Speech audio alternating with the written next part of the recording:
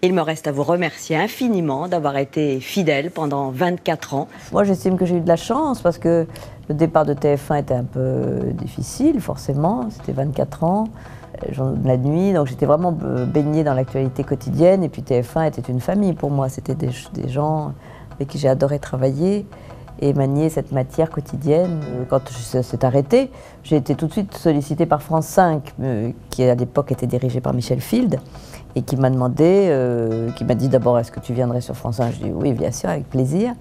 Je regarde beaucoup cette chaîne.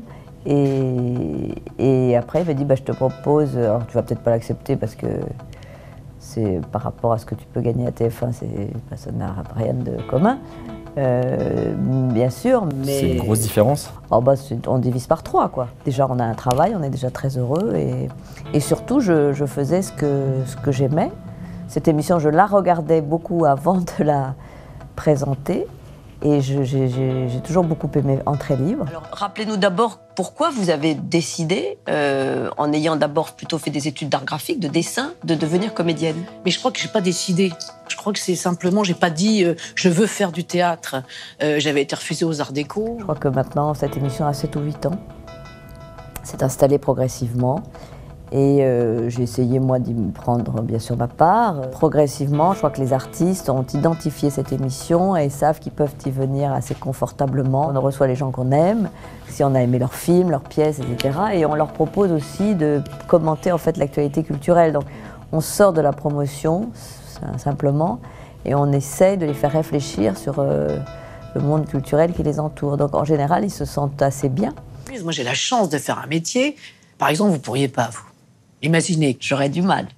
Claire Chazal arrivait avec un poireau. On peut l'imaginer. Et une perruque en bretagne.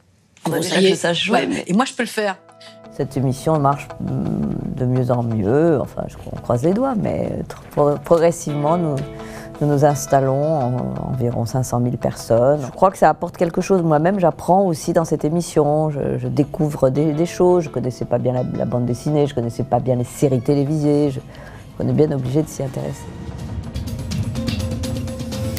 Madame, monsieur, bonjour. Dans l'actualité de ce samedi, des routes et des... Mais 2 ans et demi plus tard, est-ce que ça vous manque toujours pas ? Oui, ça me manque à ces moments-là. Même, j'allais dire, c'est horrible à dire, mais même au moment des attentats, je me disais que ma place était vraiment à l'antenne et j'aurais dû être là. Oui, on se sent inutile.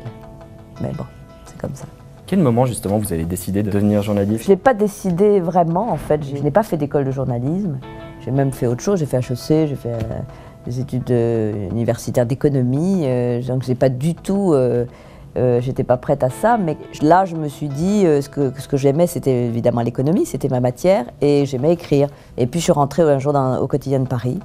Et là, voilà, j'ai senti que c'était pratiquement instantanément, c'est ce que j'aimais faire. Bah, c'est un beau métier, enfin c'est pas vous que je vais le dire, mais c'est une découverte permanente quand même, le journalisme. C'est des rencontres, c'est le plaisir d'écrire, c'est comme on disait, l'adrénaline du quotidien dans un journal ou de presse écrite ou ailleurs.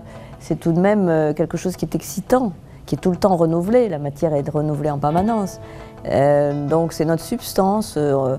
On ne peut pas se lasser de ce métier, je crois. Enfin moi, je ne m'en lasse pas, en tout cas. Dans les journaux, vous voulez dire? Oui, dans les journaux, exactement.